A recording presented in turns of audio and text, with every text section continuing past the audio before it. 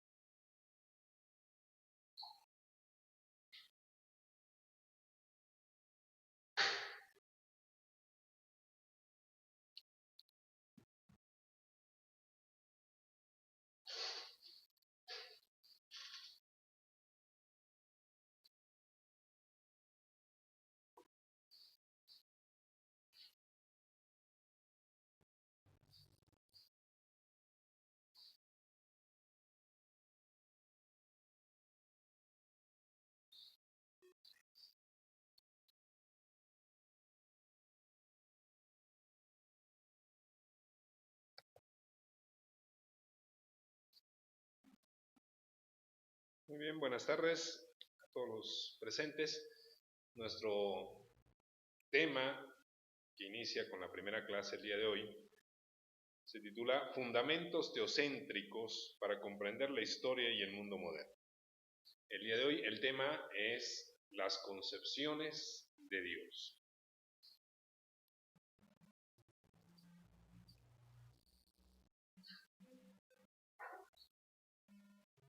Muy bien, para adentrarnos en este tema, el gran problema de la historia, el primer gran problema de la historia es el problema del ser.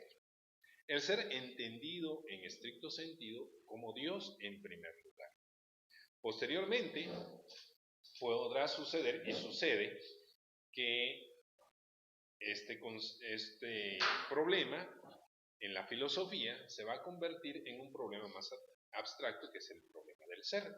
Pero propiamente hablando se trata de el problema de Dios.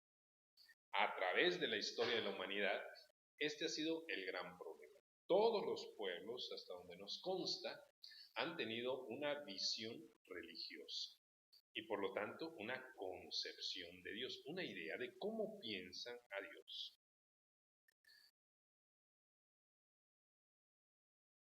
Si nos ponemos en la posición católica, desde el punto de vista católico, todo inicia en el paraíso, y en el paraíso el hombre tenía un conocimiento muy directo de la divinidad, de Dios mismo, y en el pecado original viene la expulsión del paraíso y viene el gran problema de Caín dando muerte a Abel.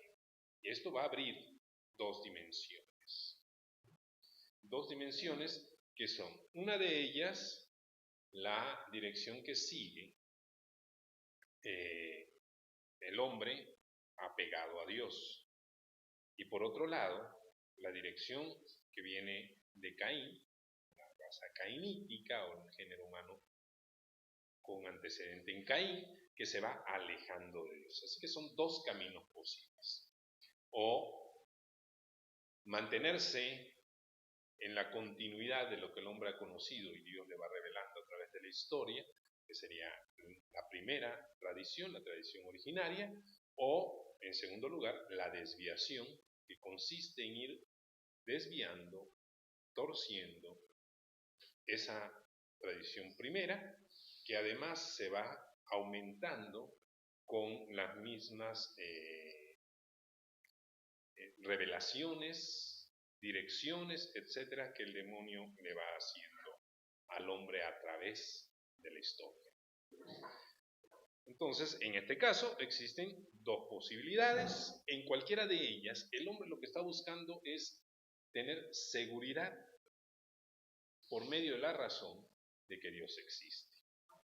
Este es el problema que se va a conceptualizar en la historia. ¿Cómo descubrir, más allá de lo que Dios le había presentado al hombre originariamente, ahora conforme se va el hombre alejando en la historia, llegar al punto en el cual el hombre, a través de su razón, cuando ya ha pasado el tiempo y ya no tiene ese contacto directo, ¿cómo demostrar, cómo tener un argumento racional de que Dios existe? Y este es el problema del ser, precisamente.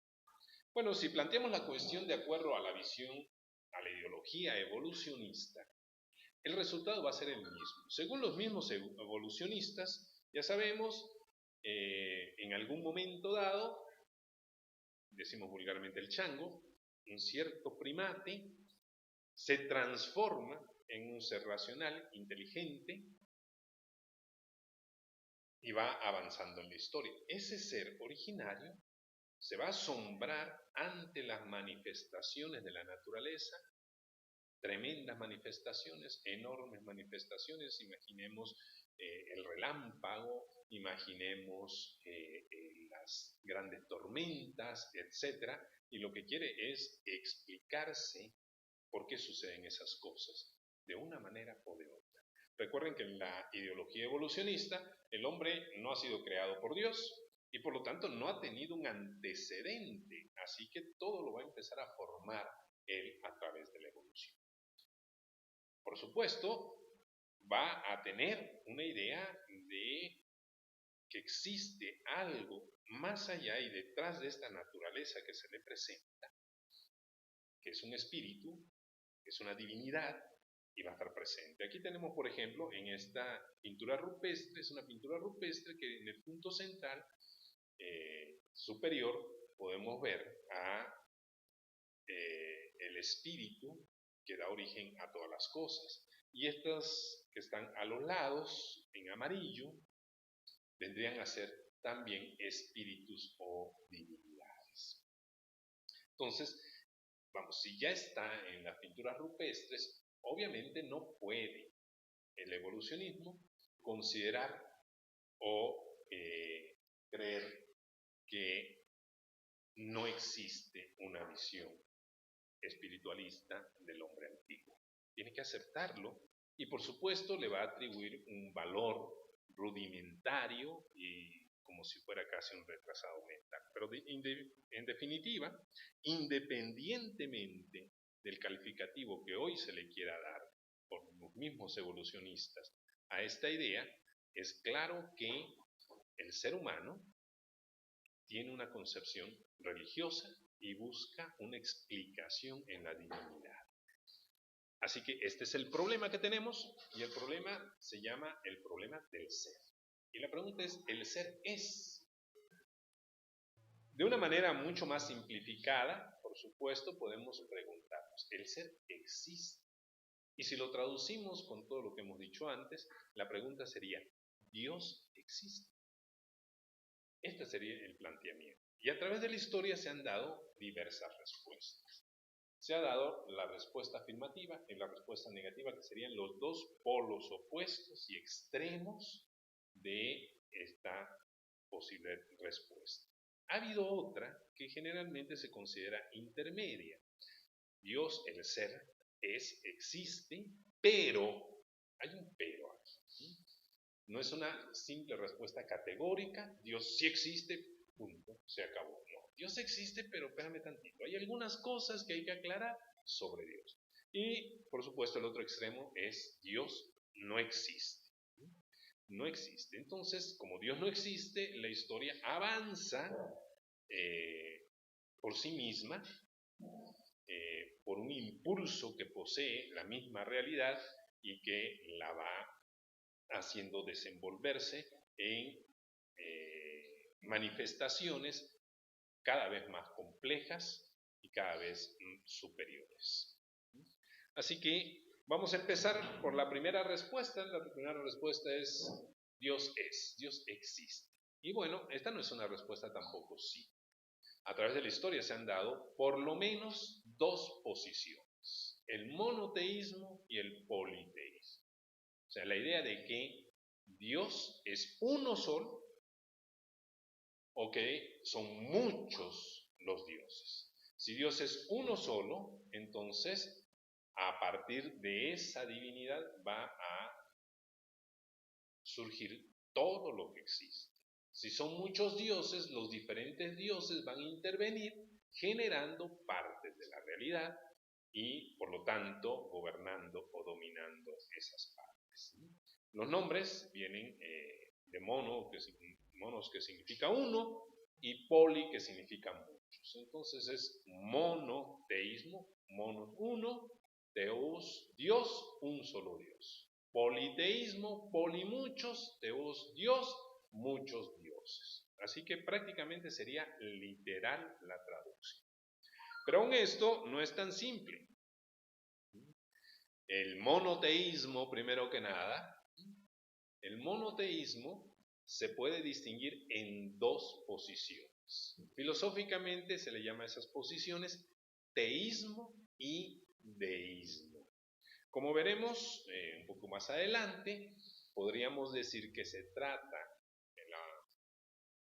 en la historia cristiana la posición entre la visión católica y las herejías, especialmente el protestantismo. Pero ya lo veremos en su momento. Entonces, observen cómo vamos descendiendo. Al final vamos a recuperar todo para que vean el cuadro completo y esto nos debe servir para ordenar las posiciones.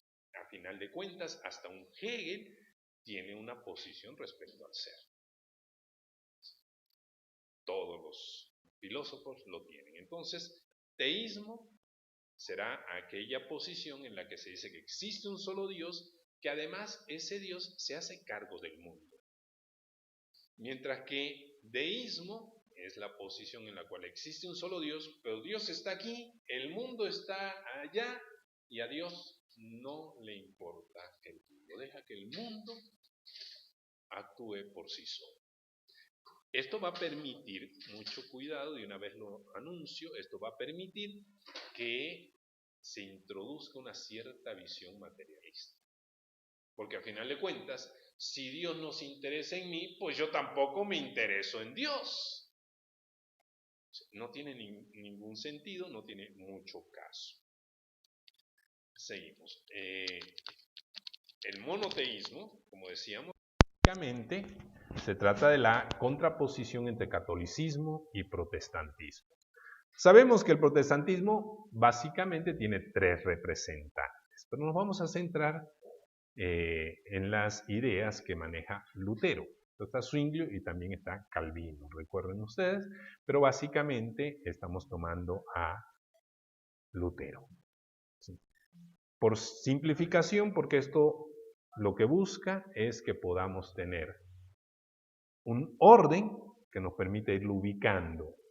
Y los autores son los casos que nos permiten aclarar y ver, al menos eso esperamos, ver mejor cada posición solamente, ¿de acuerdo? Entonces, aquí se trata precisamente de la diferencia entre un Dios católico, por lo tanto, es un Dios creador. Él ha creado el mundo a partir de la nada. Por simple acto de su voluntad, el fiat hágase y se realiza en el mundo. Es omnipotente, lo puede todo. No hay algo que se pueda resistir a su poder, excepto, por supuesto, lo que sería contradictorio y lógico. Absurdo, eso no lo haría Dios. Esto es, lo absurdo no es que no lo pueda hacer Dios, no se puede hacer, simplemente. Eso haría un Dios ilógico, absurdo, caprichoso, que algunas posturas lo han sostenido, repito, ¿sí? Pero la posición católica no es esa. La posición católica es que Dios es un ser inteligente y por lo tanto ordenado y ordenante. O sea, Dios no solamente crea, no solamente produce todo lo que hay, lo pone en la existencia, sino que además lo hace racionalmente, inteligentemente. Es omnisciente, todo lo sabe en cuanto posee la causa de todo y por lo tanto puede, digámoslo así, humanamente visto, podría Dios deducir todas las consecuencias posibles a todos los casos. En ese sentido, Dios lo sabe todo. ¿Sí? Además, es un Dios providente, o sea, es un Dios que provee y prevé. dos cosas. Provee, o sea, pone todas las cosas necesarias para conservar en la existencia lo que ha creado. Y segundo, prevé, anticipa lo que va a suceder de manera tal que de ello inclusive puede sacar el bien, aunque sea un mal lo que se realiza. Así que Dios, digámoslo así, está anticipando todo o anticipa todo desde la eternidad. No es algo que esté haciendo, sino algo que ya está dado en Dios. Esa es la visión católica, muy reducida, por supuesto. Más adelante, en algún otro momento, tendremos oportunidad de ver doctrina católica más completa. Aquí solo es indicativo para poder ir ordenando las cosas. Mientras que la visión protestante empieza a tener diferencias.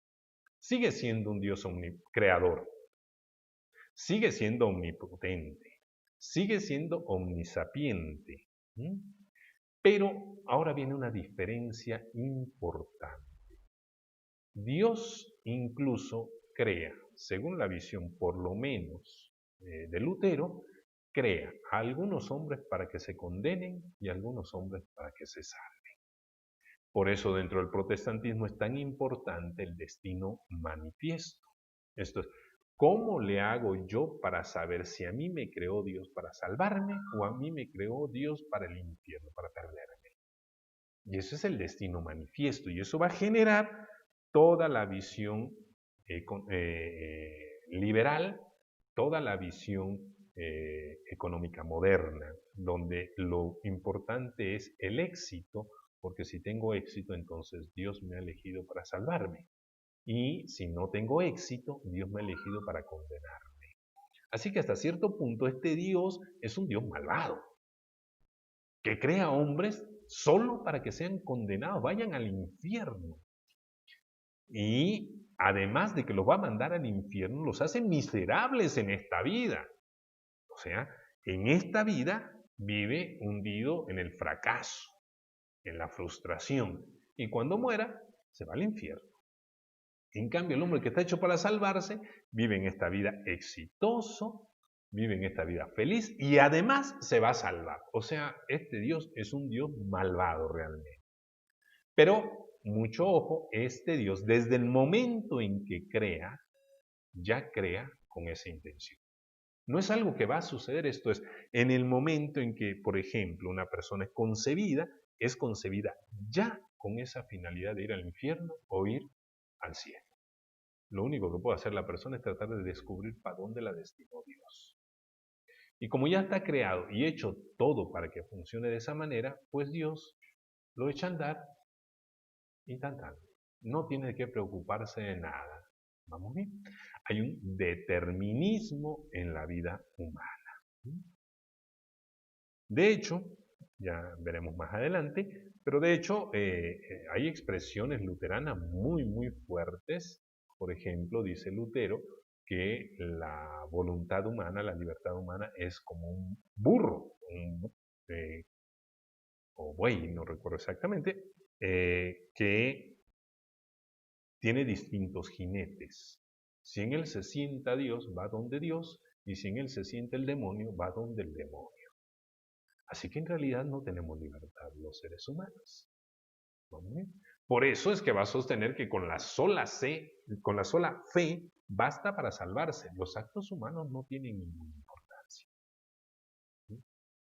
¿Por qué? Porque no son propiamente actos humanos, no son propiamente actos de libertad, sino de determinismo de quien está controlando mi voluntad, el demonio o Dios. Entonces, la diferencia entre monoteísmo teísta y monoteísmo deísta. Pasemos ahora a la siguiente gran categoría, que son los politeísmos. Son muchos los politeísmos. O sea, se acepta, existe, pero se afirma que son muchas las divinidades. Aquí es donde van a empezar a haber una serie de elementos que van a permitir la confusión, por lo cual en algunos momentos podemos estar ante un politeísmo que comparte elementos de las otras posturas, del sí pero y del no. ¿Ok? Aquí va a ser más fuerte todavía esto. Básicamente vamos a hablar de 4 como ejemplo del politeísmo. El primero de ellos es el dualismo. El dualismo sostiene que hay 2 principios igualmente eternos, igualmente increados, que van generando, dando origen a todas las cosas.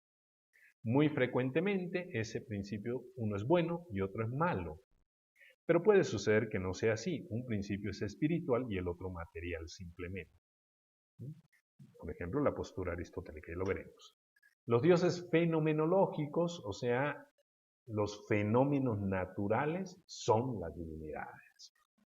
Dios antropomórfico, antropos significa hombre, o sea que tiene forma humana.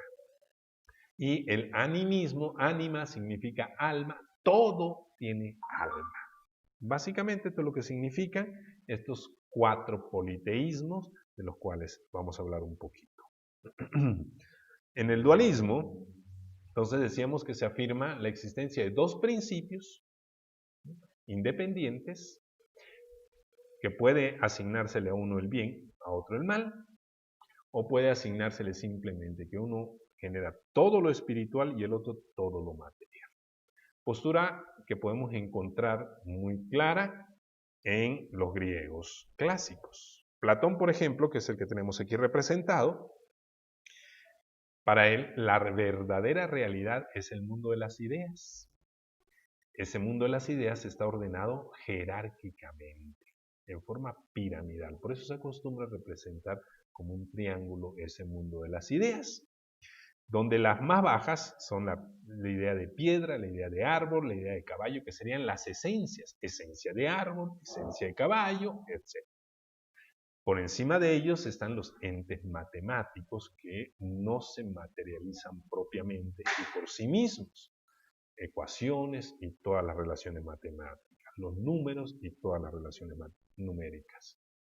Por encima de ellos está la justicia y la belleza, en un mayor grado de jerarquía, y por encima de ellos está la idea de bien.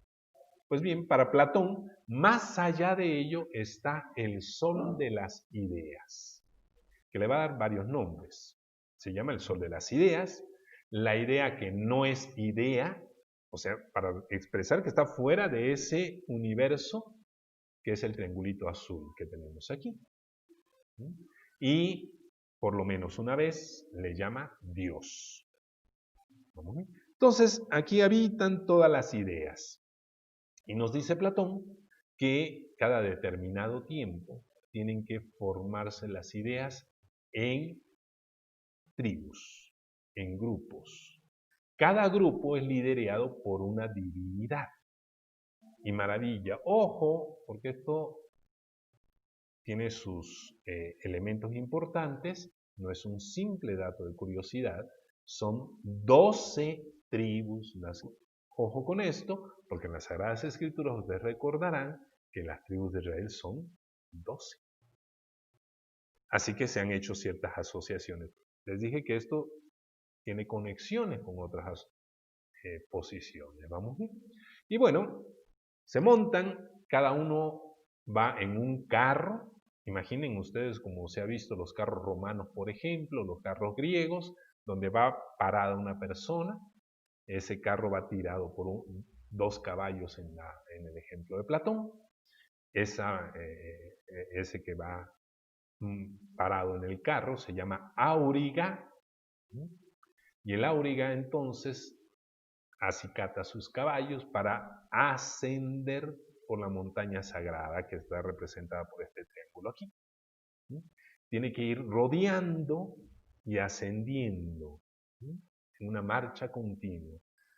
Están los 2 caballos famosos, el caballo blanco y el caballo negro. El caballo blanco significa lo elevado, lo espiritual, y el caballo negro lo pasional, lo bajo.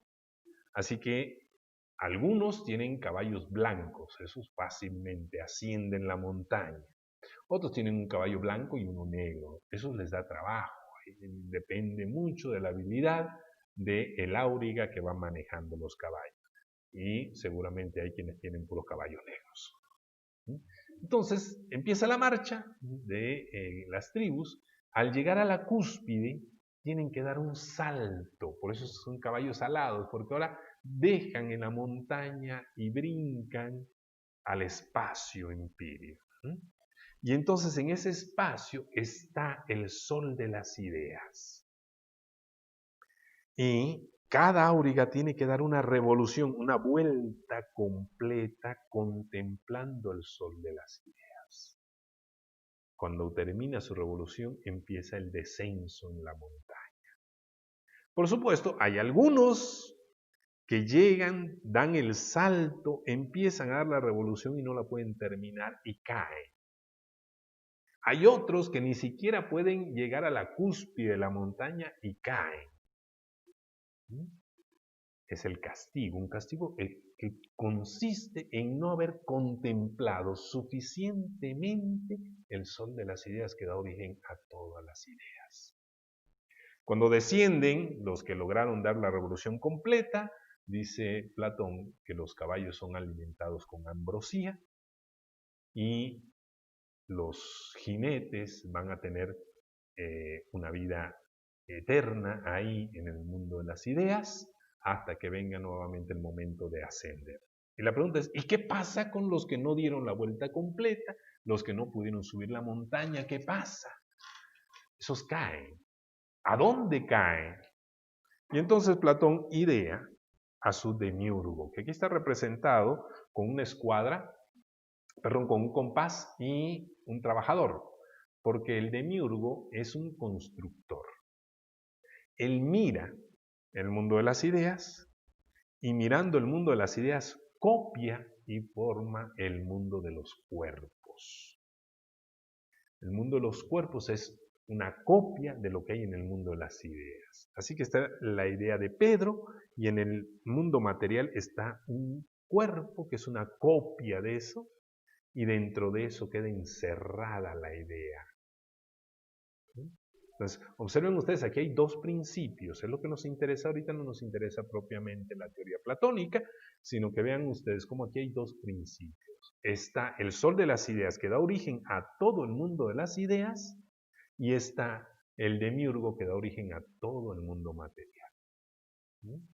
Y tenemos una dualidad. Sin el demiurgo no existe el mundo de la materia. No hay a dónde caigan esas ideas.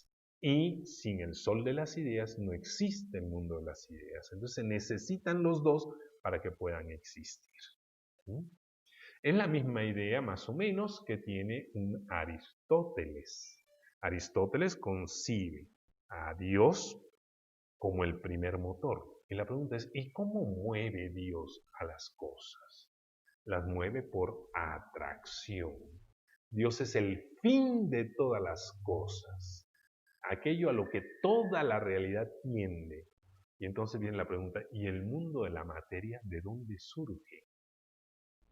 Y la respuesta de Aristóteles es que son dos eternos. La materia ha existido desde siempre y existirá por siempre. Y el primer motor inmóvil, que es espiritual, existe desde siempre y existirá siempre. Son dos principios y no necesariamente unos malos y otros buenos, porque la realidad está formada por materia y forma, por una parte no material y una parte material. Toda la realidad en la visión aristotélica. Así que aquí tenemos un dualismo, dos principios que dan origen a todas las cosas, pero no hay un concepto de que uno sea bueno y el otro sea malo. ¿Vamos bien? En Platón podríamos decir que la materia pues es algo malo, porque es donde queda encerradas las ideas. Podría tener un sentido de que eso es malo. Aunque no necesariamente es así en Platón. Pero podría darse esa asociación y algunos la han hecho. Entonces, esto es un dualismo. Estos son sistemas dualistas. ¿Vamos bien?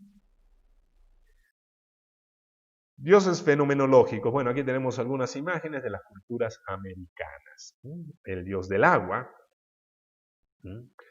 En algunas culturas americanas, los fenómenos naturales son los que dan origen a todas las cosas. El agua es una divinidad gracias a la cual surgen los vivientes y viven los vivientes. También está el tótem. ¿El tótem qué es? El tótem es un tronco que ha sido labrado con figuras y símbolos que representan divinidades. Eso es un tótem. En el pueblo mexicano esto se ha convertido en un dicho: el que no conoce a Dios, a cualquier palo se le hinca. Ese palo al que se refiere es el tótem de las culturas antiguas americanas. Entonces, esas divinidades son las que son adoradas: el sol, la luna, etc.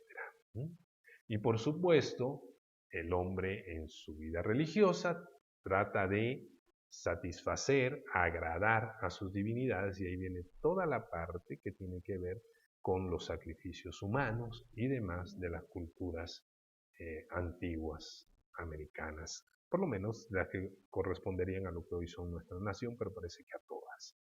Y entonces ellos tratan por ese ritual de atraer la buena voluntad de la divinidad. Por supuesto, si lo vemos esto desde el punto de vista católico, esas divinidades son demonios. Si lo vemos en el punto de vista protestante, también. Incluso, hasta en la visión de los judíos, estos serían demonios, aunque es un poco más confusa la visión de ellos. ¿Vamos bien? Más compleja por muchas cosas. Los dioses antropomórficos. Decir que tienen forma humana no necesariamente, aunque lo incluye, no necesariamente se trata de la figura de cuerpo humano. Es que tienen las actitudes, las actividades que tiene el ser humano. Así que esto podemos verlo muy claramente en las concepciones griegas y romanas de la divinidad, donde los dioses son representados casi con figura humana, o de hecho con figura humana. Digo casi porque, por ejemplo, el dios del hielo o de la heladez tiene una forma monstruosa en realidad. Vamos, pero no entremos en detalles, aquí estamos viendo solamente ejemplos de lo que es un dios antropomórfico, lo más puro posible, porque no hay absoluta pureza. Y bueno, estos dioses griegos y dioses romanos, como ustedes saben, tienen todas las conductas humanas, y peor, son bastante perversos. Hay una vida promiscua muy intensa en las divinidades, por las cuales el mismo Platón decía que eso no debía ser atribuido a los dioses, y por eso debían ser desterrados los poetas, porque hacían ver esa promiscuidad de los dioses como algo digno de ser imitado por los jóvenes. Y entonces maleducaban a la juventud griega. Ese es el motivo por el cual Platón excluye de su ciudad ideal a los poetas y a los literatos. Conserva muy pocos. Homero y todos, con todo y que tienen algunos elementos de eso. Pero la visión religiosa de Grecia y de Roma incluye esa conducta perversa de los dioses que le ponen los cuernos entre ellos, que tienen relaciones con los seres humanos, que generan semidioses, que son los héroes, que son engendrados por la divinidad en seres humanos, sean varones con mujeres o mujeres con varones, sean dioses y humanos siempre. Entonces, esa es una visión antropomórfica de la divinidad. Y observen ustedes que esto está dentro del politeísmo y se distingue de la visión católica y aún de la visión protestante. Ciertamente Cristo es Dios y hombre verdadero, pero la divinidad propiamente hablando no tiene figura de hombre, aunque se le represente como ser humano, como un viejo, por ejemplo, a Dios Padre, o como una paloma al Espíritu Santo, etc. Pero no se confunda, no es el mismo sentido, porque la divinidad no tiene el mismo comportamiento humano, ni las mismas condiciones humanas, no es creado. En cambio, aquí las divinidades sí son de esa naturaleza, incluso son bastante malvados. Recordemos que el primer dios que podemos decir que se vuelve eterno es Zeus. Y Zeus es hijo de Gea, la tierra, la diosa tierra, no propiamente la tierra material, y su padre es Cronos, el tiempo. Y Cronos engendra hijos en Gea y los devora. No vamos a entrar en toda la mitología griega, ya habrá tiempo de ello, los devora. Gea oculta a Zeus hasta que Zeus es suficientemente adulto y fuerte para enfrentar a su padre, Cronos, y termina destruyendo a Cronos. O sea, es un parricidio lo que lleva a Zeus a ser el primer dios que ha derrotado al tiempo y por lo tanto es eterno. Y Zeus, ¿cómo genera los nuevos dioses? Pues en parte revive a sus hermanos y en parte tiene relaciones con sus hermanas, con su madre, y su esposa también tiene relaciones con otros, y es una promiscuidad tremenda. Casi todos los dioses griegos y romanos nacen de relaciones sexuales. Todos. ¿Sí? Entonces, pero bueno, este es un dios antropomórfico. Fíjense ustedes que el comportamiento, el modo de generación de las divinidades es también un modo humano, por eso le llamamos dioses antropomórficos. El animismo considera que la divinidad es un ánima, es un alma del mundo. También está dado en las culturas antiguas de América, pero no solo en las culturas antiguas de América, también hay culturas europeas que tienen en sus antecedentes concepciones animistas, ¿no? Y es el ánima lo que genera todas las cosas. Y las ánimas producen la salud y la enfermedad. Y las personas tienen un ánima o un animal, ¿sí?, que es, digámoslo así, en términos católicos, sería como su santo patrono. Y el alma del oso, por ejemplo, protege a nuestra tribu porque de él descendemos. ¿Vamos bien? O sea, todo el universo está lleno de ánimas, devas, etcétera, también se les llama en culturas hinduistas. Ahorita vamos a ver que el hinduismo pertenece a otro grupo, vamos bien, pero no olviden que aquí hay mezclas, ¿vamos bien? Entonces, este es el animismo, cree que todo tiene alma. Las plantas tienen alma y por eso se adora a las plantas. No olviden esto, por ejemplo, hoy lo podemos ver aquí en Guadalajara, en algunos parques. Usted puede ver a una persona que está adorando a los árboles del jardín, de la plaza, los está adorando en un acto de adoración, porque tienen un alma y esa alma es divina.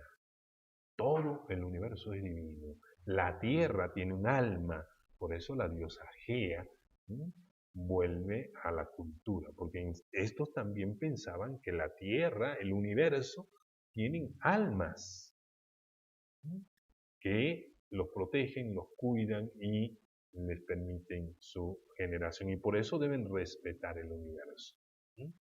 No es que las otras visiones no respeten el universo, cada quien tiene su motivo por el cual respeta las cosas. Y entonces, vamos, por eso las culturas indígenas, originarias o como gustemos llamarles, hacían todo un ritual para hacer la caza, y todavía cuando daban muerte al animal que les servía de alimento, incluso hacían un cierto ritual donde agradecían y se disculpaban por la necesidad de tener que matar al animal para alimentarse. Todo tiene alma y cada ánima es una divinidad que debe ser respetada. Entonces, bueno, básicamente esto es. Vamos al segundo grupo. Recuerden, teníamos Dios es, monoteísmo y politeísmo. Ya terminamos con monoteísmo, una visión rápida y una visión rápida de politeísmo. Segunda postura, Dios es pero. ¿Recuerdan? A eso le llamamos devenir. La palabra devenir significa llegar a ser. O sea, es algo que todavía no es y que se desenvuelve hasta llegar a su plenitud. Nosotros devenimos. porque cuando somos engendrados no tenemos todo este desarrollo que tenemos, devenimos adultos o ancianos. Llegamos a ser adultos y ancianos por una serie de cambios. Bueno, pues en esta concepción, Dios existe, pero va a sufrir cambios hasta llegar a su plenitud. Esa es la idea, por eso se dice que es el devenir del ser, y aquí en el ser que deviene tenemos dos posiciones principales, panteísmo y panenteísmo. La palabra se distingue por un par de letras. Pan significa todo. En significa en el mismo, como una parte. Entonces el panteísmo y el panenteísmo se van a distinguir básicamente porque en el panteísmo toda la divinidad se destruye, por decirlo de alguna manera, se desmiembra, por decirlo de alguna manera, totalmente para formar todo lo que existe. En el panenteísmo solo una parte de la divinidad se desmiembra, se despedaza para formar todo el universo. Ahorita lo veremos con dos casos muy representativos y espero suficientemente claros para ver esto, ¿sí? Vamos al panteísmo. Aquí tienen ustedes una representación gráfica. En el panteísmo, Dios es igual al cosmos, que es igual al hombre. O sea, no hay diferencia entre la divinidad y todo lo que existe. En el panenteísmo, hay algo que queda siendo divino y todo lo demás se confunde con la divinidad. Estas doctrinas principalmente son orientales, básicamente razas arias y mogólicas, o sea, chinos, japoneses, etcétera, árabes, etcétera. Como ven, hinduistas, la India, etcétera. Bueno, el caso paradigmático de un panteísmo es el brahmanismo. De hecho, suele representarse a Brahma como un hombre con cabeza, brazos, tronco, piernas, pies, etc. ¿Sí? No es porque sea un antropomorfismo. ¿Sí? Solo representan porque es el punto máximo de Brahma. Ahorita lo vamos a ver. ¿Sí? Bueno, según esto, lo primero que existe, según el código de Manu, lo primero que existe es nada. Así se le llama, su nombre es nada. ¿Por qué le llaman nada? Porque no es ni hombre, ni piedra, ni cosmos.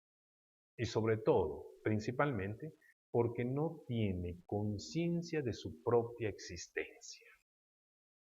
Nada es algo que está ahí, confuso, que ni siquiera sabe él mismo que existe. Y es lo único que existe.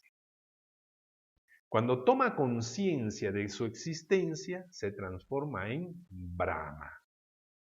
O sea, es lo mismo, ¿ya lo vieron? ¿Cuál es la diferencia? Que antes no sabía de su propia existencia y después ya sabe de su propia existencia. Es la única diferencia, pero es exactamente lo mismo. No hay más, no hay menos. Lo único que hay más es conocimiento. Antes no lo había, ahora sí lo hay. Conocimiento de sí mismo. Brahma es impasible. ¿Qué significa eso? Que Brahma no se ve afectado por las pasiones. Brahma no desea, no quiere, no nada. Simplemente sabe que existe y con eso es suficiente. En algún momento, por supuesto, estamos haciendo muchas reducciones, ¿de acuerdo? En un momento dado, Brahma tiene un deseo que no se esclarece muy bien qué tipo de deseo sea, pero tiene un deseo Brahma. Y a ese deseo es a lo que se le llama Maya. Así que surge Maya dentro de Brahma. ¿Vamos bien? Entonces, Brahma y su pasión, que está dentro de él, Maya. Esa pasión hace que Brahma pierda su unidad. ¿Y qué sucede? Que Brahma ya no puede ser uno, empieza a ser muchos, tantos como deseos tiene, digámoslo así, y cuántos deseos puede tener una divinidad, infinitos, y entonces va surgiendo todo. Pero hay un elemento importante. Maya, o sea, el deseo, la ilusión, es lo que va a constituir la materia. Todo lo que vemos, tocamos, olemos, degustamos, todo es maya, ilusión, algo que no existe, deseo vano de Brahma. Eso es maya. Y ese deseo tiene encerradas pequeñas chispas de Brahma. Esa chispa de Brahma, ese fragmentito de Brahma que está encerrado en la materia, en toda la materia, es lo que se llama karma. El karma es la chispa divina encerrada en la materia. Como yo tengo un cuerpo, mi cuerpo es maya, y mi alma, digámoslo así, sería el karma. ¿Hay otra interpretación de karma? Sí. Karma también se llama el universo total. ¿Por qué? Pues porque el universo es material. El sol, las estrellas, los planetas son materia. Y cada, digámoslo así, parte de materia tiene encerrada una parte de Brahma, ¿no? Entonces, la totalidad del cosmos también es karma. Karma encerrado en maya. ¿Vamos bien? ¿Tiene otro significado karma? Sí, karma también significa el valor de la acción humana en especial. Por eso dice mal karma, buen karma. Si mi acción atenta contra la unidad del universo, es mala, y entonces eso me lo va a devolver el universo. Y voy a tener un mal karma. Si mi acción contribuye al orden del universo, voy a tener un buen karma porque me lo va a devolver el universo. ¿Por qué me lo devuelve el universo? Porque todo es lo mismo. No hay algo que sea distinto. Entonces, el hombre va reencarnando, mejor dicho, no el hombre, el karma va reencarnando. Para tratar de salir de esas reencarnaciones, realiza un acto que se llama yoga. La yoga es, en todos sus aspectos, la oración por la cual el karma que soy yo, no mi cuerpo, aunque mi cuerpo tiene que someterse al karma, el karma que soy yo, se conecta con el karma que es el universo. ¿Vamos bien? Y al final, si salimos del karma, perdón, si salimos de maya, vamos al paraíso. El paraíso se llama nirvana. Y al final cae el último velo de maya, o sea que ese paraíso es un velo de maya, una ilusión que en realidad no existe. Es una antesala donde se junta todo el karma y cuando cae el último velo de maya, cae el último deseo, se restituye Brahma. Y una vez que se ha restituido Brahma, Brahma duerme, o sea, se convierte otra vez en nada. ¿Recuerdan nada? Su nombre, o sea, pierde la conciencia de sí y todo desaparece. Y cuando despierta Brahma, o sea, cuando vuelve a tomar conciencia de sí mismo, nada, aparece otra vez Brahma y tenemos la misma historia. Entonces, como ven, esto es un panteísmo. De Brahma no queda nada, de la cabeza de Brahma salen los sacerdotes y los reyes, de las plantas de los pies de Brahma salen los desposeídos, pero hay personas individuales, etcétera, etcétera. Todas las castas salen de diferentes partes de Brahma, por eso Brahma está organizado como hombre. ¿Cómo? Entonces, fíjense ustedes, Brahma va pasando del no saberse a sí mismo a saberse a sí mismo, a tener deseos, cumplir todos sus deseos y volver va deviniendo, ¿se dan cuenta? ¿Cuándo es más perfecto Brahma? O mejor dicho, ¿cuándo es más perfecto el ser? ¿Cuando es nada? ¿Cuando carece de conciencia? ¿O cuando es Brahma? Pues cuando es Brahma, porque ya tiene conciencia de sí mismo. ¿Cuándo es más perfecto? ¿Cuando es Brahma o cuando Brahma desea? Pues cuando Brahma desea, porque antes no conocía eso. ¿Y cuándo es mejor? Cuando Brahma desea y se convierte todo el mundo material, o cuando Brahma, deseando, se convierte en hombre. Pues cuando se convierte en hombre o un animal superior. Ya eso pertenece a los detalles. ¿Y cuándo es más perfecto Brahma? Cuando después de haber deseo ya no desea nada porque ya disfrutó todo y se constituye otra vez en Brahma. Entonces, fíjense ustedes cómo va caminando hacia su perfección. ¿Ya lo vieron? Entonces, pero es la totalidad de Brahma. Vayamos a la segunda postura en el devenir, el shintoísmo, el taoísmo también conocido, y esta es la doctrina propia de China. De la India nos vamos a China, ¿de acuerdo? Es propia de China, el taoísmo. Estos postulan 3 principios. No es un dualismo. En todo caso sería un trialismo. ¿Vamos bien? De la divinidad. Observen, este es el símbolo clásico. A veces lo ponen con colores. No es lo clásico. Lo clásico es que una parte sea blanca, la mitad, y otra parte, la otra mitad, negra.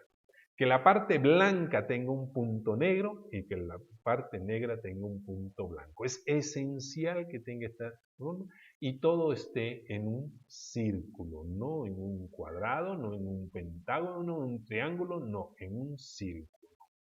El círculo es Tao. Y los otros son Yin y Yang. Yin, como ustedes ven, es lo pasivo, lo sutil, lo femenino, lo oscuro, lo malo. Ojo, esto no pertenece a las doctrinas católicas, aunque quieran atribuírselas. Esto pertenece a este tipo de ideas. La mujer es lo malo que hay en el universo. Está asociada a eso. En cambio, el yang, que es lo activo, lo concreto, lo masculino, lo seco, lo luminoso, es lo bueno. Esto no pertenece a la doctrina católica.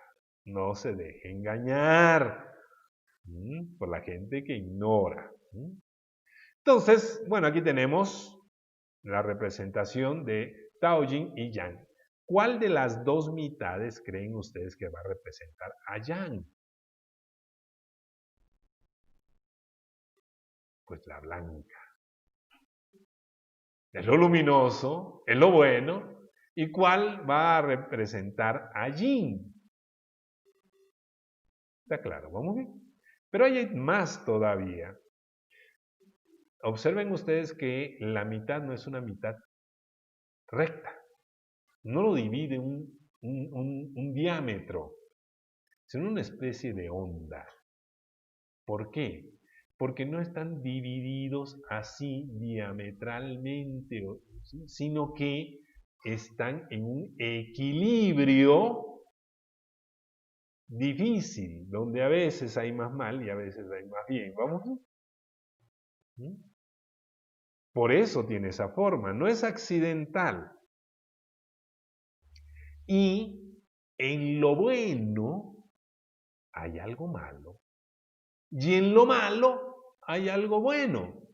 Así que aquí, fíjense ustedes, en este panenteísmo, si hay una idea de bien y una idea de mal. En el panteísmo también Maya era el mal, era la ilusión, lo falso, lo inexistente, lo aparente. Aquí también hay un principio del bien y un principio del mal. Pero no es un principio puro de bien ni un principio puro de mal. El bueno no es tan bueno y el malo no es tan malo. ¿Les suena esa frase? Aquí la tienen ustedes. Es una frase taoísta, señores. ¿Vamos bien? Tao también significa camino. Entonces el camino del equilibrio entre el bien y el mal. No se puede destruir el bien porque es una parte del ser, del Tao. Sería como quitarle la mitad al Tao. No se puede destruir el bien porque sería como quitarle la mitad al Tao. El Tao existe en esa doble manifestación. O sea, el Tao se distingue a sí mismo hacia adentro, fíjense ustedes, en bien y en mal. Es el mismo Tao que es bueno y que es malo. Y que aún en el bien hay mal y aún en el mal hay bien. En la misma divinidad. Así que cuando surge todo, todo es una mezcla de bien y de mal. Todo el universo es bueno y malo. ¿En qué consiste ser buena persona entonces? Consiste en que yo tenga en equilibrio las fuerzas del bien y del mal. O sea, mi chi, ki o como quieran llamarle. Y entonces debo ser equilibrado. Observen ustedes que si vamos pensando en esto, podemos entender cómo se tuercen las cosas si vamos al mundo de la ética. Todo en exceso es malo. Hasta el bien en exceso es malo. ¿Por qué? Porque eliminaría el mal que está en él. No puede eliminar el mal que está en él. Y el mal no puede eliminar el bien que está en él. Si elimino el mal, elimino el bien que estaba en el mal. Así que es malo destruir el mal. Hay que equilibrarlo con el bien. O sea, la doctrina de que todo lo puedo compensar. Puedo ser perverso, pero al mismo tiempo bueno. Y siendo perverso, soy bueno. Y siendo bueno, soy malvado. ¿Vamos bien? Cuando salen de aquí los seres, es como si se desprendieran chispas. ¿Quieren verlo ustedes así? Como si tomáramos dos metales, los golpeamos uno contra el otro con mucha fuerza, van a salir chispas. Pero los dos metales no se van a destruir. Se pueden fusionar, pero no se van a destruir. Esas chispas es todo lo que existe. Son los 12 niveles astrales, de los cuales depende toda la realidad universal. Pero sigue quedando, sigue permaneciendo el Tao con Yin y con Yang. Y las chispas, ¿de quién es cada chispa? ¿Del metal 1 o del metal 2? Lo más seguro es que cada chispa sea metal 1 y metal 2, fusionados.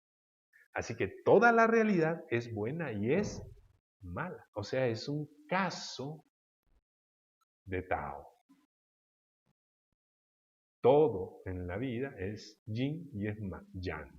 Por lo tanto, si esto lo sacamos de contexto, como lo han hecho algunas doctrinas modernas, entonces en mí hay yin y en mí hay yang. Como el yin es lo femenino y yang es lo masculino, en mí ¿quién está dominando? Pues lo masculino, porque soy varón. Entonces debo dejar manifestar mi feminidad, mi yin, porque hay mucho yang en mí. O sea, debo ser así medio rarito. ¿Vamos bien? Y algunos así lo manifiestan. Para aquellos que ya tienen más o menos mi edad, recordarán que había un adivino que cuando uno lo veía decía, ¿es hombre, mujer o qué? Walter Mercado. No es que fuera neutrito nada más porque sí. Es que su doctrina tiene que ver con estas cosas. Y entonces no puede ser demasiado masculino, pero tampoco demasiado femenino. Y es la misma doctrina que algunos están presentando hoy, por ejemplo, con la sexualidad. No hablan solo del homosexual masculino, homosexual femenino, está el punto intermedio como que es varón y como que es mujer. Claro, la doctrina tradicional del Tao nunca aceptaría tal cosa. Un varón era varón en la doctrina tradicional china, y hay que afirmarlo para que no se confundan las revolturas que se hacen en la modernidad. Y una mujer tenía que ser mujer. Y por lo tanto el hombre tenía que parecer varón y la mujer tenía que parecer mujer. Tenían que distinguir claramente, pero sus emociones y demás debían ser equilibradas o justas. ¿Vamos? Y para eso que usaban, pues básicamente, de donde muy seguramente han visto ustedes este símbolo, pues de las artes marciales. Marcial significa militar, ¿eh? Las artes marciales son artes militares. Así que ni sueñen que el karate es para la no agresión.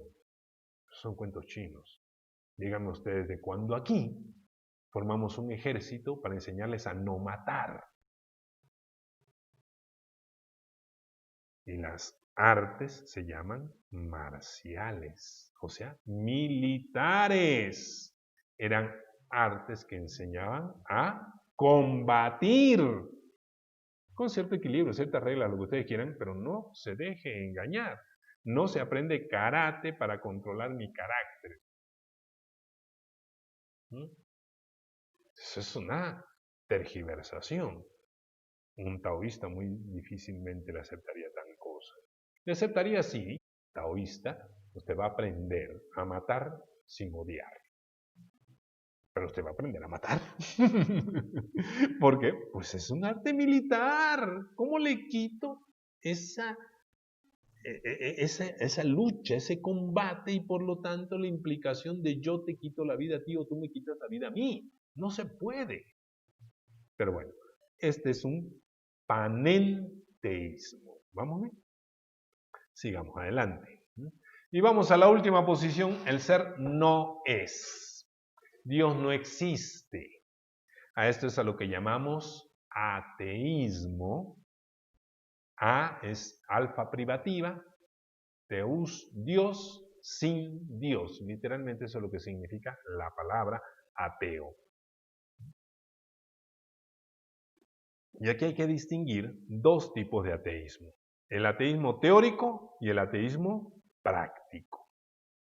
El ateísmo teórico pretende hacer una demostración de que Dios no existe. Por supuesto, demostrar que algo no es de las cosas más complicadas. Hay muy pocos ateísmos teóricos. El ateísmo práctico, bueno, ese es hasta compatible con el teísmo, con el deísmo, con el panenteísmo, con el panteísmo, es compatible con todo mundo. ¿Por qué? Porque no consiste en una posición intelectual, sino en un modo de vivir.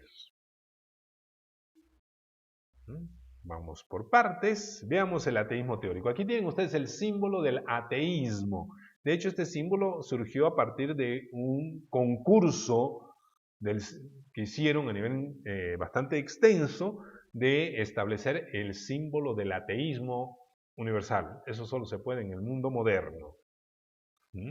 Y este fue el ganador. Una cierta asociación lo organizó y eso es el ateísmo, el símbolo del ateísmo. Por supuesto, hay derivaciones de esto. Hay un círculo que es una A, que tiene en medio, en el cruce de la A, tiene una vertical más, ¿sí? Que formaría la T. Vamos bien, imagínenselo. Formaría la T y es ateísmo. ¿Vamos bien? Entonces, y hay otros símbolos. Todos los que tienen que ver con esta A encerrada en un círculo significa ateísmo a nivel universal en la actualidad. Si vamos al ateísmo teórico, pues quizá el autor que podríamos citar es a Jean-Paul Sartre. Hay muchos que se dicen ateos teóricos. Vamos, a final de cuentas, este físico que recién ha muerto de los agujeros negros, ¿cómo se llama? Hawkins, sostenía que él había demostrado que Dios no existe. Es la falta de desconocimiento de los límites de la ciencia. Pero bueno, podríamos decir que sería otro ateo teórico, pero hay muy pocos ateístas teóricos en realidad. Quizá, repito, Jean-Paul Sartre sea un intento de los más conocidos, llevados y traídos, y además que tiene presencia en la actualidad, porque él, pues no puedo decir que se casó propiamente, pero su pareja, muy conocida hoy en los movimientos, sobre todo feministas, Simone de Beauvoir, novelista, Jean-Paul Sartre trabajó mucho también la novela, ¿no? Y bueno, dos citas de Jean-Paul Sartre en su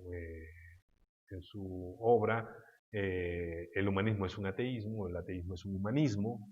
Sí, el ateísmo es un humanismo. De ahí estamos sacando estas citas. Aquí tienen dos. Vamos a la primera. El hombre es el único que no solo es tal como él se concibe. Mucho ojo. Como él se concibe. Si yo me concibo gato, soy gato. Ojo, porque esto tiene que ver con muchas visiones modernas. Por eso este tema es fundamental para que podamos armar todo lo que estamos viendo en el mundo. No nos dejemos confundir, ¿no? Sino que tal como él se quiere y como se concibe después de la existencia. ¿Qué significa esto?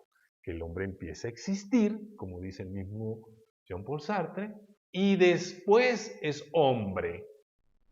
Es una existencia sin esencia. Ahorita lo vamos a ver, ahí lo dice mismo. El hombre no es otra cosa que lo que él se hace. Yo soy el hombre, el arquitecto de mi universo y de mi existencia.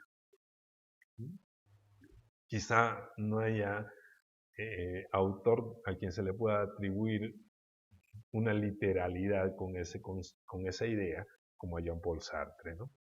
Este es el primer principio del existencialismo. ¿Cuál es entonces el primer principio del existencialismo? Que el hombre es lo que él se hace a sí mismo. Piensen ustedes, si yo me pienso mujer, me hago mujer a mí mismo. O sea, es puro existencialismo sartreano. ¿No? ¿Y por qué sucede esto? Pues aquí está la otra cita de Jean-Paul Sartre. Si Dios no existe, esto es una condicional. En caso de que Dios no exista, ¿qué es lo que se sigue? Que Dios no ha creado al hombre. Y al no haberlo creado, no tuvo una idea de lo que el hombre es. Y por lo tanto, el hombre no es algo definido y puede hacer con su ser lo que le dé la gana. Entonces, aquí fíjense ustedes que es muy claro. Al hombre poder hacer de sí mismo lo que le dé la gana, en eso radica su libertad. Si me lo quitas, ya no tengo libertad. Si Dios hizo de mí algo, hombre, ya no soy libre. Esta es la idea que tiene Sartre, ¿se dan cuenta? Y es la idea que tenemos hoy en muchos movimientos libertarios y liberacionistas y demás. Que mi libertad consiste en que yo haga lo que me dé mi real gana, incluso con mi propia existencia. Y como la libertad es lo máximo, todo mundo está obligado a respetar esa decisión libre mía. ¿Y todo por qué? Porque Dios no existe. Si Dios existiera, yo ya no podría sostener nada de esto. Por eso todos los materialistas han dado origen a esta visión, o mejor dicho, todos los que tienen esta visión tienden a ser materialistas, ateístas, incluso satanistas. Que en cierto modo es la creencia en una divinidad. ¿Ok? Pero van hasta el otro extremo, generalmente pasando por el ateísmo. ¿Vamos bien? Entonces, observen ustedes que Sartre no demuestra que Dios no existe. Él dice que para que el hombre sea libre según la libertad la concibe él, Dios no puede existir. Y si Dios existe, ya no hay libertad para el hombre. Por lo tanto, yo soy libre, consecuencia necesaria, Dios no existe, tengo razón. Pero primero ya acomodó todo a su gusto y medida. ¿Vamos bien? Entonces, esto es el ateísmo teórico. Son muy pocos los ateístas teóricos. Es lo que tratan de demostrar.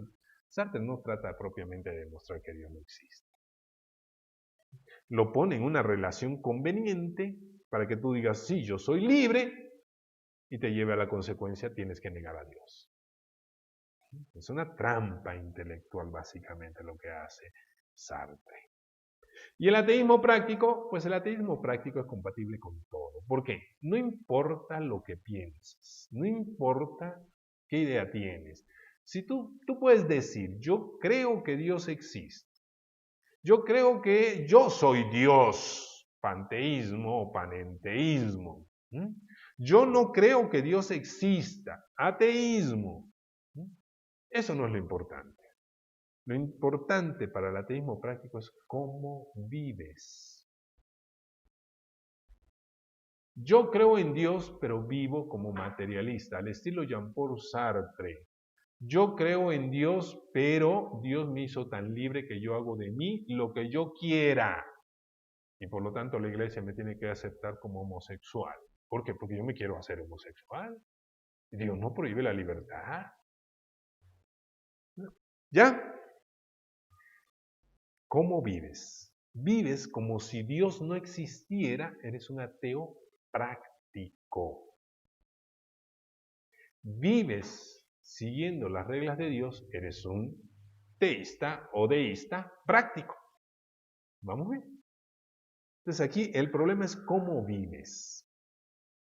Frecuentemente el ateo práctico trata de justificar su posición con la supuesta ciencia y por eso casi siempre son evolucionistas en biología. Son materialistas en física y son existencialistas en moral. ¿Para qué? Pues para tener algo más o menos coherente con lo que se vive. Soy ateo, Dios no existe. Como dice Sartre, yo puedo hacer lo que me dé la gana, soy un ser libre, por lo tanto tengo que aceptar que Dios no existe. ¿Cómo lo demuestra la energía que se va desarrollando a través de los tiempos? Y ya demostró, supuestamente todo esto por supuesto, ya demostró en la evolución Charles Darwin. Y por supuesto, no puedes negar nada de esto porque esto está a nivel de fe. En cuanto tú le dices, no es cierto, es que mira, léete, aquí está Charles Darwin, fíjate cuántos, si esto hubiera sido así, si esto hubiera sido así, etc. ¿Dónde están las demostraciones de Charles Darwin? Casi te van a andar matando. No intentes demostrarle que lo que dice Jean-Paul Sartre es una contradicción, una falsedad, etc., una conveniencia, una trampa intelectual. Te va a andar queriendo matar. Porque, ojo, todo esto, se acepte o no se acepte, tiene por lo menos una parte importante de un acto de fe. Es una creencia. Frecuentemente una ideología y por lo tanto los razonamientos no la tocan. Lo más que puede hacer es desarrollar todo el afán combativo y destructivo que puedo generar contra ti, que estás oponiéndote a lo que yo digo o yo pienso. Entonces, es frecuente esto en muchas personas. Bueno, aquí tenemos el gráfico completo. Todo el conjunto de posibilidades. Observen que hasta aquí estamos suponiendo una posición que espero quede claro que realmente es la que se puede sostener intelectualmente hablando. Primero que nada, el ser es sí. Lo demostraron, una de las grandes demostraciones está en el primer motor inmóvil de Aristóteles, aunque tenga muchos defectos Aristóteles. En todos los pueblos, en la doctrina inicial del origen del hombre. Por supuesto, más que un devenir. Yo no puedo decir que soy Dios llegando a su propia perfección. Imagínense, si Dios conmigo llega a su propia perfección, ¡pobre Dios! Más le valiera ser piedra o chancho.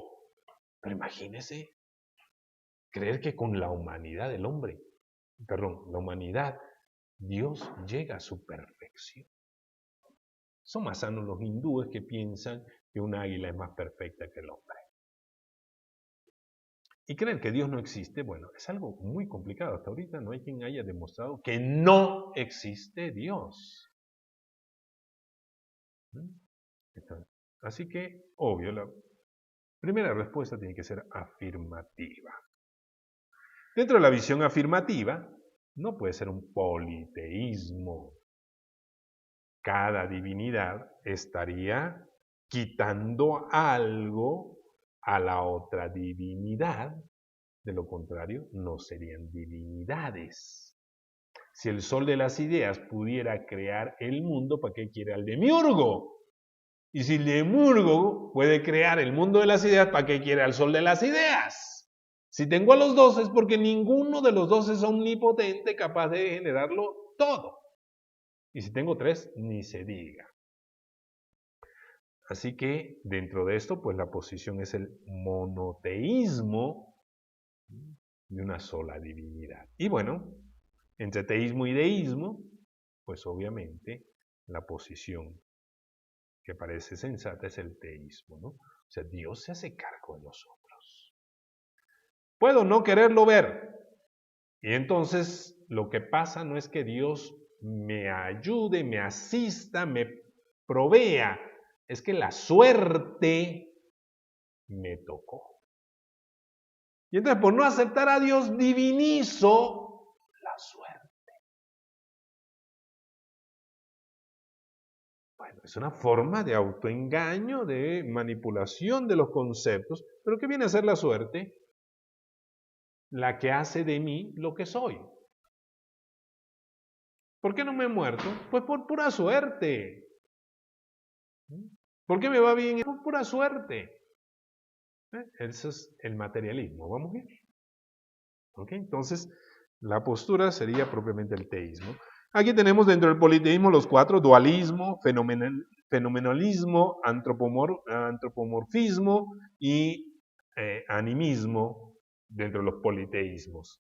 Si vamos a la posición intermedia, que no es tampoco sensata, es Dios sí, pero es el Dios deviene, y dentro de ello tenemos dos posiciones. Panteísmo, todo es Dios y Dios es todo. O panenteísmo, yo soy algo de Dios. El universo es algo de Dios, pero además Dios es Dios. Y la posición extrema opuesta, el Dios no existe, el ser no es, lo único que existe es la materia, se llama materialismo, y básicamente tenemos dos: el materialismo teórico y el materialismo práctico. Entonces, como ven ustedes, si ustedes tienen este mapita, observen ustedes que pueden empezar a pensar en muchas de las manifestaciones que tenemos y pueden ver por qué se dan esas manifestaciones. ¿Por qué se dan? Pues por el concepto que se tiene de Dios o del ser. De Dios o del ser. Entonces, tenemos básicamente tres posiciones. Dios es, Dios deviene o Dios no es. Básicamente, pero esto fíjense ustedes cómo se desglosa. Por supuesto, pueden haber más manifestaciones de cada una. Sí, pero con esto espero tengan una idea suficientemente clara para ir organizando todo lo demás. ¿De acuerdo? Muy bien. Por lo pronto vamos a tener en esta primera clase vamos a tener la oportunidad de que en la caja de información de esta clase pueden ustedes encontrar la presentación para que la puedan ver, ¿sí? Y poder tener ahí oportunidad de estudiarlo un poco más detenidamente. Por supuesto, es una visión simplificada. La intención es tener precisamente eso, un esquema suficientemente accesible que permita ordenar todos los conocimientos que podamos tener, ¿no? Con algunos ejemplos a esta altura. Entonces, tendremos esto en la siguiente clase, ¿no? Bueno. Y pues vamos a pasar a la parte de preguntas, respuestas, dudas que tengan, para que vayamos terminando. Si hay alguna pregunta o alguna cuestión que podamos contestar, sería bueno. No sé si, compañero, usted nos puede ayudar, por favor, para tratar de dar respuesta a alguna de las preguntas. O si alguno de los que están aquí presentes en el salón quieren preguntar, comentar algo, con todo gusto. Adelante, compañero. Usted comentó, doctor, que cuando pensamos que por suerte nos va bien en todo, decía que es por ser materialista. Es un pensamiento materialista. Así es, claro. ¿Cómo voy a decir que esto es por la providencia divina? Gracias a Dios que me fue bien. No, Dios no existe. Es la suerte. En el mejor de los casos, panteísta o panenteísta, tengo buen karma. ¿Y en dónde queda el esfuerzo? El trabajo. El esfuerzo solo es la ocasión. No, en todo caso, si es panteísta, ese enunciado, por suerte me fue bien, esconde la idea de que de alguna manera hice acciones buenas y el universo me lo está devolviendo. La ley por ahí traen en la actualidad la ley de la ley de, ¿cómo le llaman esa? No, esa ley que dice que el universo te devuelve todo lo que tú realizas, y todo eso. Pues es esa visión, o sea, la visión panteísta donde se da esa vuelta, ¿no? Porque todos somos lo mismo. Hay por ahí una ley, si recuerdo ahorita el nombre de esta ley, ¿no? Pero por ahí está la ley. Por parte de YouTube, ¿sí? lo único que hay es Rosalba Sevilla, dice felicidades por el tan importante contenido. Juan Pérez, muy buena maestro, esperemos verlos pronto. Y Jorge Cuen, saludos maestro. Violeta Margarita nos dice, muy interesante contenido, saludos profe Fernando. Muchas gracias. Diga. Frutos buenos, obras buenas pues producen frutos buenos. Sí. La cuestión es que en la visión católica, lo que pasa es que habría que meternos un poquito más a todas las cosas. Y ahorita estamos en una visión apenas esquemática. Pero, vamos, en la visión católica, yo puedo sufrir porque es lo que me conviene para que yo me arrepienta de mis malas acciones. Entonces, puede ser bueno. Está el Santo Job, que es una de las obras quizá más comentadas. Pensemos que el mismo Goethe compuso su obra en función de este libro de las Sagradas Escrituras. El Santo Job dice precisamente, ¿por qué me pasa todo esto? ¿Por qué Dios me quita todo si yo no he hecho nada malo? Y descubre que Dios lo está poniendo a prueba, que no necesita ser malvado o hacer un mal para que Dios lo ponga a prueba. En su fe para ver si se mantiene firme. Entonces, en una visión católica, un enunciado de ese género incluye lo que sufro, sin necesidad de que yo haga actos malos, y por lo tanto, mi vida buena puede traerme cosas dolorosas, más que malas, dolorosas. Como sacrificio. Claro, que me van a poner a prueba, que me van a permitir hacer méritos para la salvación de mi alma. No así en las otras visiones. En la que tiene un poquito de interés en lo que hacemos son los panteístas, por ejemplo, ¿no? Los panteístas tienen que hacer, por eso tienen que hacer yoga, por eso tienen que hacer karate, por eso tienen que hacer, porque tienen en su esfuerzo, tienen en sus manos en cierta medida el desenvolvimiento y perfección del ser, del Tao. Pero también hay el equilibrio. Sí, claro. Y San Agustín no lo veía como equilibrio, sino No, como una armonía que es la unidad del bien. ¿Sí? Entonces, sí, hay muchas diferencias, ¿no? Por eso podemos ordenarlo así. Podremos ver, repito, yo creo que tendremos oportunidad más adelante, un poquito de dedicar algunos temas a la doctrina católica, que está bastante mal entendida muchas veces, y permitirá ver con mayor claridad la diferencia, ¿no? Pero por lo menos tener ahorita ese esquemita, ¿no? Que es muy reducido, muy pobre y limitado lo que querramos, pero nos permite ubicarnos para distinguir lo que está pasando y ver claramente dónde se encuentra la verdad, ¿no? No es tan simple nada más así.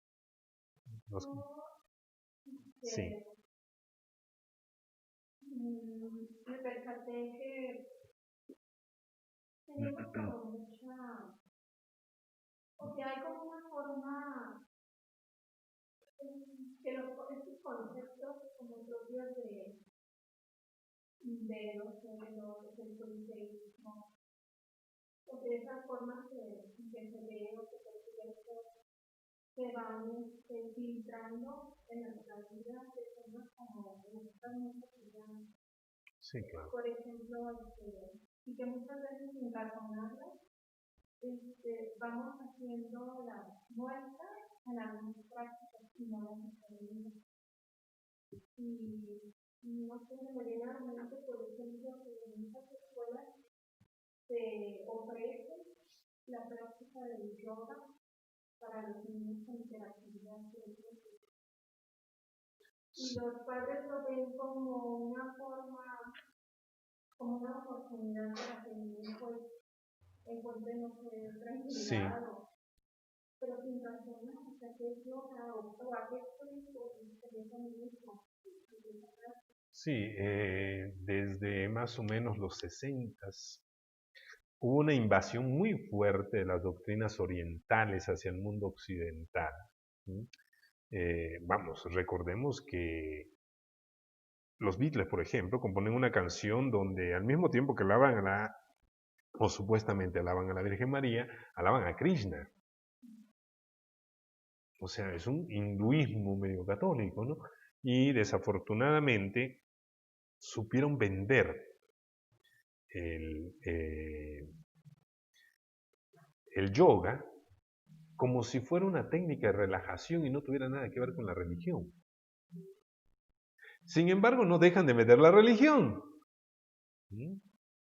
Lo que pasa es que la enmascaran para que la gente no se dé cuenta. Y entonces, por el beneficio inmediato, no vemos lo que viene adelante. Y por otro lado, hay que reconocerlo, hemos perdido en mucho la visión católica. O sea, ya no tenemos mucho sentido lo que propiamente es una oración católica. Rezar el rosario se nos hace simplemente con una simple repetición y no una meditación de ciertos misterios de la fe. Por lo tanto, no es mucho lo que ganamos tampoco. ¿Por qué? Porque es simplemente una repetición mecánica y hemos perdido el espíritu de oración, ¿no? Y por supuesto, si hemos perdido el espíritu de oración, queda un puro cascarón que forzosamente a nosotros mismos nos parece vacío, carente de sentido, carente de significado. Y eso también ha influido en esos cambios, ¿no? Ángel García comenta, otro tipo de visión materialista podría ser cuando se dice me va bien por mí, no por Dios, sino por mis actos. Violeta Margarita nos dice, profe, ¿el yoga es considerado solo un ejercicio? Aquí nos lo venden, aquí nos venden la idea, pero ¿qué pasa realmente al estar practicándolo? ¿Cómo afecta en nuestra vida? Porque dicen que le brinda equilibrio. Sí, bueno, por lo pronto solo voy a decir literalmente una cosa. El yoga es un acto de oración. Y lo voy a invitar por favor a que nos siga. Siguiente tema, como ustedes están viendo en la pantalla, es el concepto del hombre. Entonces, este concepto de Dios, el concepto de Dios implica o lleva como consecuencia a un concepto del hombre, a cómo miro al ser humano. Y después de eso, la historia, ¿no? Y entonces, perdón, la historia y después el hombre. Cuando lleguemos al hombre, el siguiente tema es la historia, cómo se entiende, cómo se desarrolla todo el universo, ¿no? Las principales ideas, que independientemente del autor que sea,